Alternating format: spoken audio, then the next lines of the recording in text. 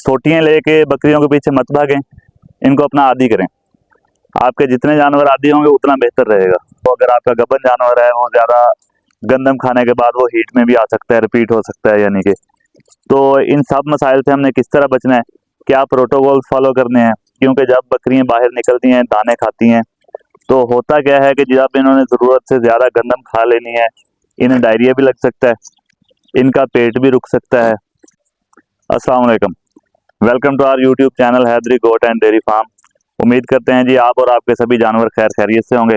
आज का हमारा टॉपिक है बिल्कुल ज़रूरत के मुताबिक के जब गंदम की कटाई होती है तब जो चराई वाले जानवर हैं, बकरियां जो बाहर निकलती हैं चराई के लिए, उनका क्या प्रोटोकॉल है और क्या सेफ्टी प्रिकॉशंस हैं उनकी, और कौन सी एहतियात हमें करनी चाहिए। क्योंकि जब बकरियां बाहर निकलती हैं दाने खाती हैं तो होता क्या है कि जब इन्होंने ज़रूरत से ज़्यादा गंदम खा लेनी है, इन्हें डायरिया भी लग सकता है, इनका पेट भी रुक सकता है, मुख्तलिफ बीमारियां इन्हें हो सकती हैं।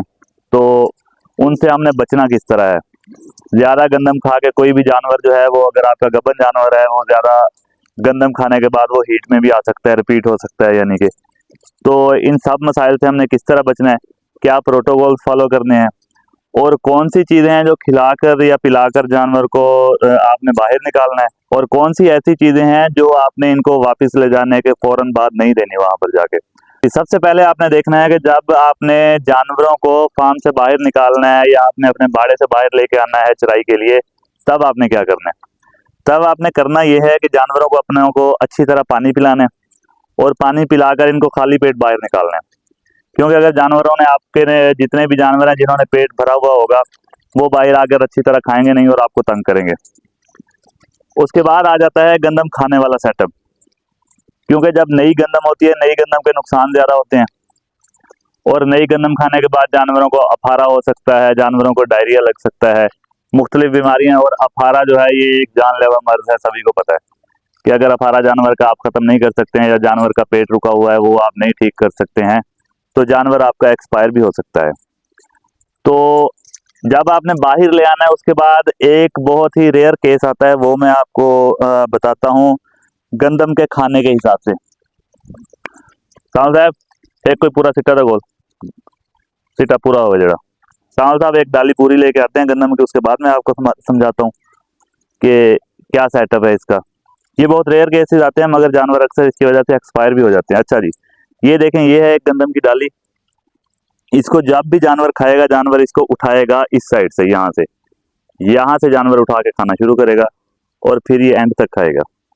कभी कभार ऐसा भी हो जाता है कि जानवर यहाँ से इसको उठा लेता है गंदम की डाली को या सिट्टे को, जो भी आप कह लें। तो ये जैसे ही उसके मुंह में जाता है ये चीज़ जाके फंस जाती है, ऐसे ये उसके गले में फंस जाते हैं और ना जानवर इसे निगल सकता है और ना ही उगल सकता है, यानी कि ना ही ये पेट में जाता है और ना ही मुंह से बाहर आता है। तो ये जो है ये जानवर का सांस रुकने की रीज़न बनता है।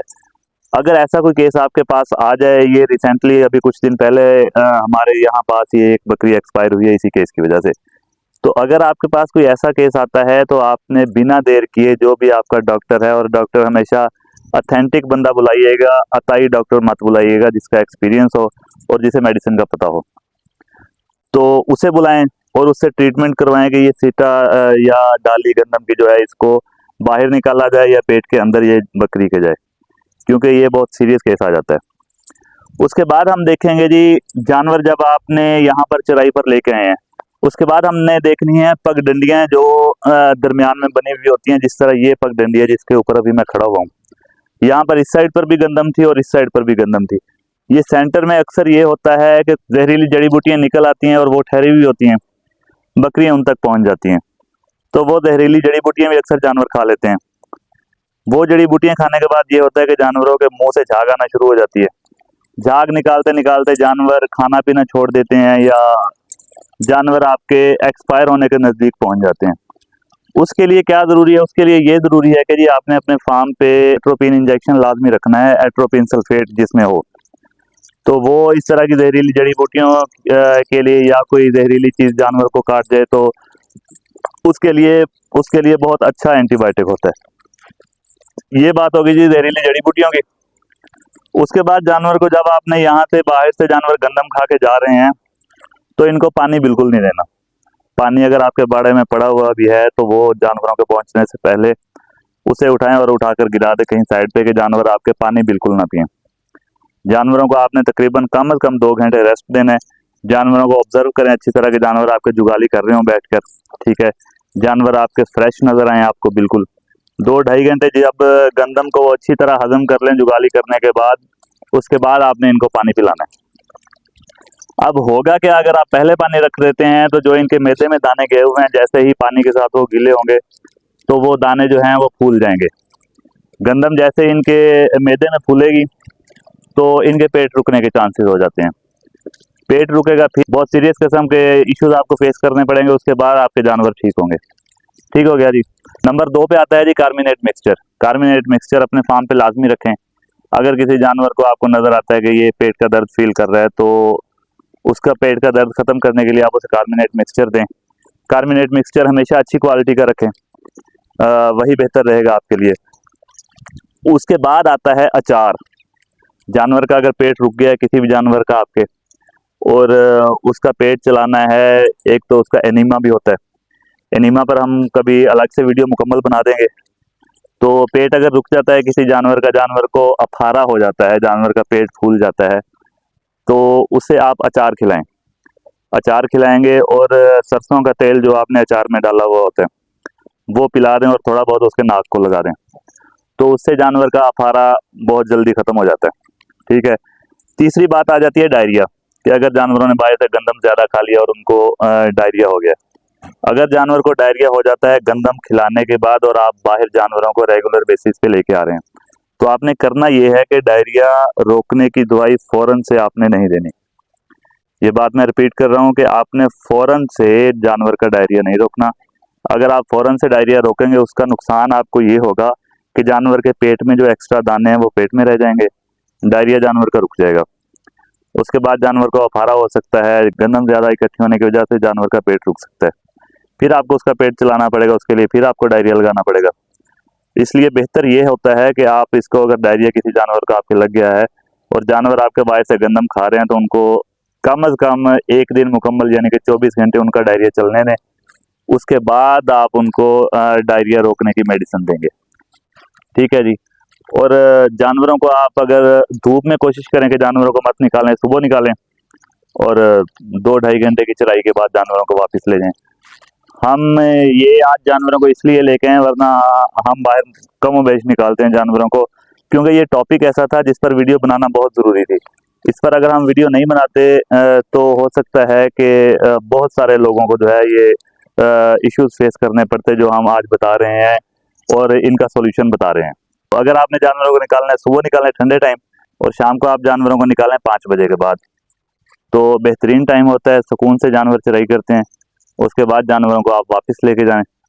और एक बात लाजमी नोट कर लें कि जो जानवर आपके गंदम की चराई कर रहे हैं, गंदम में आप लेके आते हैं इनको, उनको वापस जाने के बाद सब्ज़ चारा लाजमी दें। वो भी आपने 1-1.5 घंटे बाद देना है। सब्ज़ चारा जब आप उनको देंगे तो उनके मैदे में थोड़ा थोड़ा पानी जाएगा चारे के साथ, क्योंकि चारे में पानी होता है सब्ज़ चारे में, तो थोड़ा थोड़ा पानी जो जाएगा उससे जानवर को पेट रुकने के या अफारे के इश्यूज नहीं फेस करने पड़ेंगे, और जो जानवर को प्यास लगी हुई है वो भी आहिस्ता आहिस्ता कम होती जाएगी। तो ये शेड्यूल रखें आप जितना टाइम गंदम है, और इसी तरह इनको बाहर लेके आएं और वापस ले जाने के बाद भी यही प्रोटोकॉल फॉलो करें। इंशाल्लाह आपके जानवर बीमार नहीं होंगे और एक्सपायरी रेट आपके फार्म पे बिल्कुल ख़त्म हो जाएगा। तो ये थी आज की वीडियो। उम्मीद करते हैं आपको वीडियो पसंद आई होगी। इसी तरह की वीडियोस और देखने के लिए आप हमारे चैनल को कर लें सब्सक्राइब। मिलते हैं इंशाल्लाह अगली वीडियो में। अच्छा जी, एक काम आपने ये करना है, वीडियो तो हमारी मुकम्मल हो चुकी थी, ये आपको अलग से वीडियो बना के हम दे रहे हैं कि जानवरों को आपने अपना आदी करना है। उसका फायदा ये होगा कि जानवर आपके अगर भूखे भी होंगे, अगर आप बुलाएंगे तो वो फौरन से खाना पीना छोड़ के आपकी तरफ आएंगे। तो अभी मैं बुलाने लगा हूं, इनको देखते हैं। अवे ये देखें, जैसे ही मैंने चलना है तो जानवर खुद ब खुद मेरे पीछे आते जाएंगे। सोटियां लेके बकरियों के पीछे मत भागें, इनको अपना आदी करें। आपके जितने जानवर आदी होंगे उतना बेहतर रहेगा और आपको फायदा होगा। ये मैं वीडियो बनाने के लिए स्लो चल रहा हूँ, इसलिए ये जानवर साइडों पे जा रहे हैं, वगरना जिस तरह मैं चलता जाता तेज तेज, इन्होंने किसी साइड पे मुंह नहीं मारना था और बिल्कुल मेरे साथ साथ चलते जाना था। तो ये हमेशा अपने जानवरों की आदत बनाएं, इससे ये होगा कि अगर आप अकेले भी जानवरों को लेके जाते हैं तो आपको किसी भी किस्म का मसला फेस नहीं करना पड़ेगा। ठीक है जी, अपना ख्याल रखिएगा, मिलते हैं इंशाल्लाह अगली वीडियो में। अल्लाह हाफिज़।